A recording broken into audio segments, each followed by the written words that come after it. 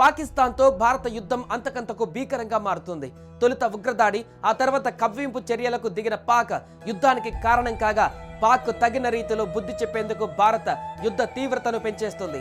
ఈ క్రమంలో జమ్మూ కాశ్మీర్ సరిహద్దులో దేశ రక్షణ విధులలో నిమగ్నమైన తెలుగు జవాన్ మురళీ నాయక్ వీర మరణం పొందారు.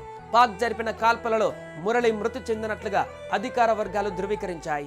ఏపీలోని శ్రీ సత్యసాయి జిల్లా గోరంట్ల మండలం గడ్డం తండా పంచాయతీ పరిధిలోని కల్లితండా మురళి నాయక్ స్వస్థలం కల్లితండానే అయినా అదే జిల్లా పరిధిలోని సోమందేపల్లి మండల పరిధిలో నాగినాయని చెరువు తండాలో పెరిగారు. సోమందేపల్లి విజ్ఞాన పాఠశాలలో విద్యాభ్యాసాన్ని పూర్తి చేశారు. విద్యాభ్యాసం తర్వాత భారత సైన్యంలో చేరిన మురళి నాయక్ గురువారం నాటి పాక్ చొరబాటుదారులను అడ్డుకునే ఆపరేషన్లో పాలు పంచుకున్నాడు. ఈ క్రమంలోనే పాక్ వైపు నుంచి దూసుకువచ్చిన కాల్పులలో మురళీ నాయక్ వీరమరణం పొందారు. శుక్రవారం ఉదయం మురళీ నాయక్ మృతిని ధృవీకరించింది. అదే విషయాన్ని మురళీ కుటుంబానికి కూడా చేరవేశారు. ఈ వార్త విన్న వెంటనే మురళీ కుటుంబం కుప్పకూలిపోయింది. రేపు మురళీ పార్థివ దేహాన్ని ఆయన స్వగ్రామం అయినటువంటి కల్లితండాకు చేర్చనున్నట్లుగా సమాచారం.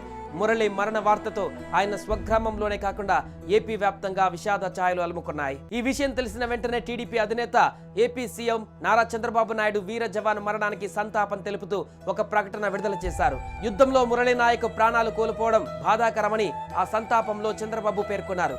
దేశం కోసం ప్రాణాలు అర్పించిన వీర జవాన్ మురళికి నివాళి అర్పించిన బాబు మురళీ కుటుంబ సభ్యులకు తన ప్రగాఢ సానుభూతి తెలిపారు.